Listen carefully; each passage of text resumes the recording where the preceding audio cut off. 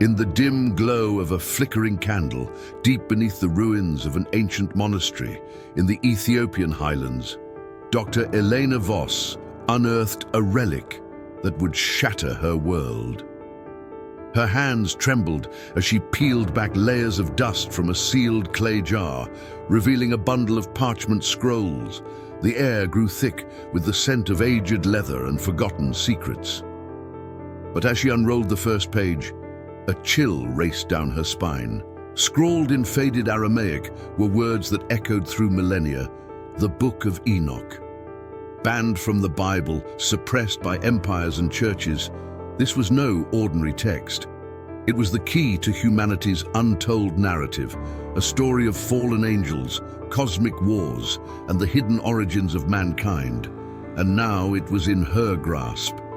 Little did she know, reading it would awaken forces long dormant, pulling her into a vortex where myth bled into reality.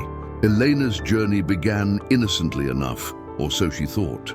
A renowned archaeologist specializing in biblical apocrypha, she had chased whispers of lost knowledge across the globe. From the dusty archives of the Vatican to the windswept deserts of Judea, she sought texts deemed too dangerous for the masses.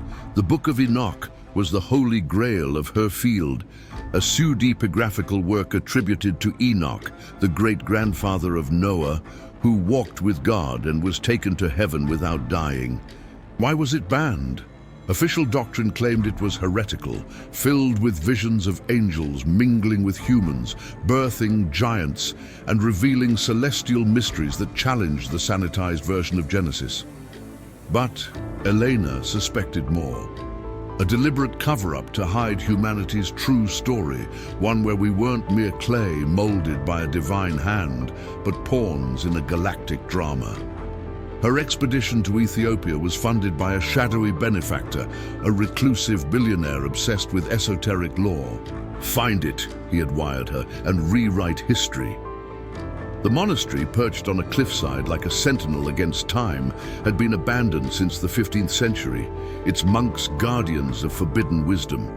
Local legends spoke of watcher spirits haunting the site, but Elena dismissed them as superstition.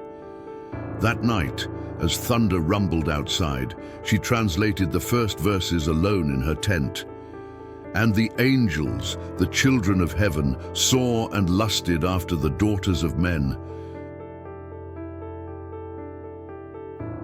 The words leapt off the page, vivid and alive. She felt a presence, as if eyes, ancient, unblinking, watched her from the shadows. As dawn broke, Eleanor delved deeper. The Book of Enoch wasn't just a book. It was divided into sections. The Book of Watchers, the Book of Parables, the Astronomical Book, and more. The narrative unfolded like a forbidden epic. In the beginning, before the flood, 200 angels, led by Semjaza and Azazel, descended to earth, defying divine order. They taught humanity forbidden arts, metallurgy for weapons, cosmetics for seduction, astrology for divination. But their unions with women produced the Nephilim, monstrous giants who devoured the land and waged war. God, enraged, sent archangels to bind the fallen ones in the abyss, but not before Enoch was summoned to heaven as a witness. Elena's pulse quickened. This wasn't the Bible's tidy tale of Adam and Eve's fall. Here, humanity's original sin was cosmic interference, a genetic tampering that explained ancient myths of gods and demigods. The Greeks' Titans, the Sumerians' Anunnaki, it all connected. Why ban it? Because it implied we weren't created perfect but engineered, our DNA infused with celestial fire. And the flood, not just punishment for wickedness, but a reset to erase the hybrids. Noah's Ark carried pure human lineage, but echoes of the Nephilim lingered, perhaps in our own blood. By midday, Elena was hooked, her notes sprawling across the tent floor. She imagined Enoch's ascent, lifted by whirlwinds into the heavenly realms, where he beheld the throne of glory and the secrets of creation. The astronomical book described a solar calendar of 364 days, predating modern astronomy by centuries. Stars weren't mere lights, they were prisons for rebellious angels, their movements charting divine justice. Elena paused, rubbing her eyes. Was this metaphor or literal? In our age of quantum physics and ancient astronaut theories, it felt eerily plausible.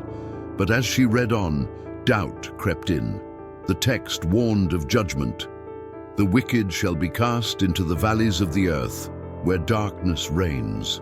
Visions of the end times mirrored Revelation, but with added layers, messianic figures, the Son of Man, who would judge the kings and the mighty.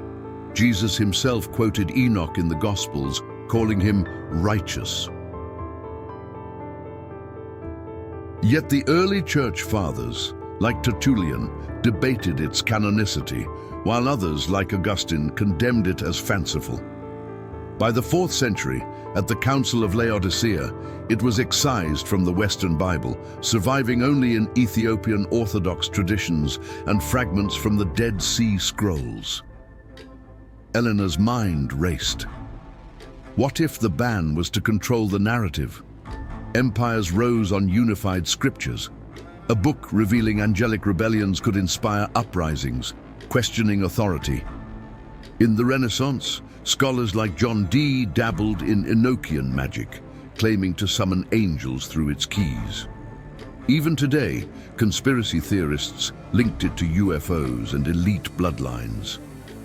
Was humanity's untold story one of suppression, keeping us ignorant of our hybrid heritage? That evening, as the sun dipped below the mountains, strange occurrences began. Elena's lantern flickered without wind. Whispers echoed in the ruins, faint, like distant chants. She dismissed it as fatigue, but when she returned to the scrolls, a new section gripped her, the dream visions. Enoch saw beasts representing nations, sheep as Israel, and a great horned ram as the Messiah. It prophesied wars, apostasy, and ultimate restoration. But interspersed were personal revelations, Enoch's pleas for the fallen angels, God's mercy mixed with wrath.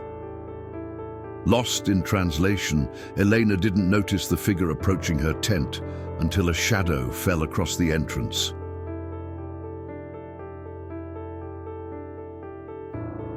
It was an old monk, cloaked in tattered robes, his eyes gleaming with unearthly light. "You have awakened the Watchers," he rasped in broken English. "They stir in their chains." Elena froze. The man claimed descent from the ancient guardians, sworn to protect the book. "It tells the true story," he said, "of how humanity was born from stars and sin. But knowledge has a price." Intrigued and terrified, Elena pressed him.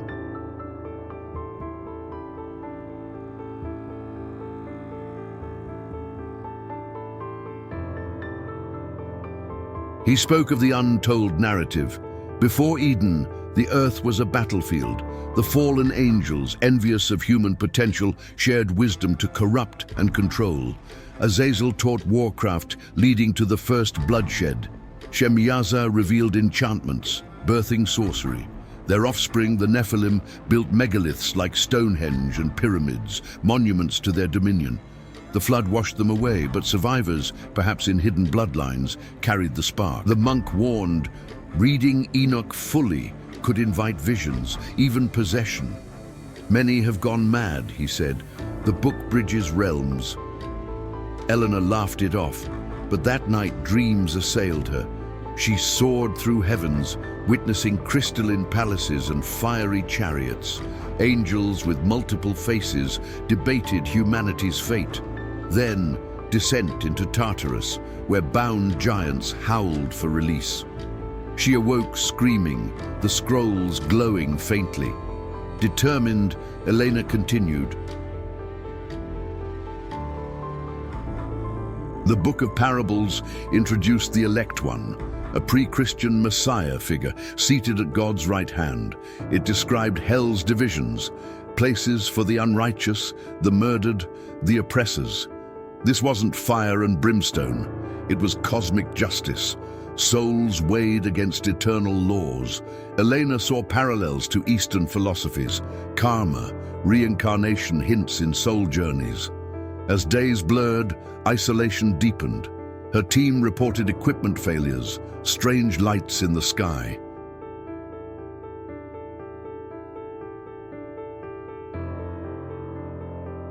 One night a storm raged, lightning illuminating inscriptions on the monastery walls, Enochian symbols. Translating them, Elena uncovered a hidden chapter, not in standard editions, a narrative of post-flood humanity. Survivors rebuilt, but whispers of ancient knowledge persisted in secret societies. Atlantis, Lemuria, myths rooted in Enoch's truths. Our existence, a cycle of forgetting and rediscovering, kept hidden to prevent another fall. The climax came on the seventh day. Elena experienced a vision. Standing before the throne, she pleaded as Enoch did. "Why banish this wisdom?" a voice thundered, "lest mankind become as gods, knowing good and evil beyond measure." She understood the book wasn't just history. It was a manual for ascension, revealing how to commune with the divine, harness cosmic energies. But awakening came with peril. The monk returned, revealing himself as a modern watcher, part of a lineage protecting the text.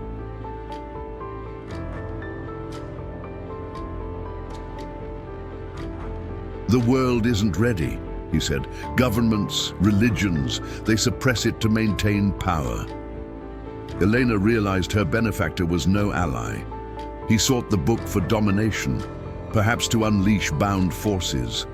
In a desperate bid, she hid the scrolls, escaping the highlands. Back in civilization, she published fragments anonymously, sparking global debate. Scholars reevaluated biblical canon. Seekers flocked to Ethiopia, but Elena changed.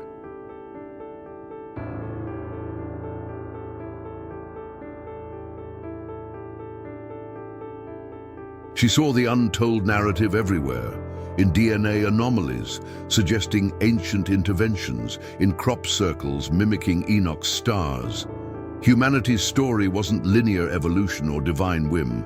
It was a tapestry of celestial intrigue, where we, the children of earth and heaven, hold untapped potential. The Book of Enoch, banned yet enduring, reminds us, wisdom hidden is wisdom waiting, and in seeking it, we risk everything or gain eternity. Years later, Elena reflected in her memoir. The hook was the jar's seal breaking, the narrative our forgotten selves. The world, slowly awakening, pondered. What if the Bible's missing piece holds the key to who we truly are?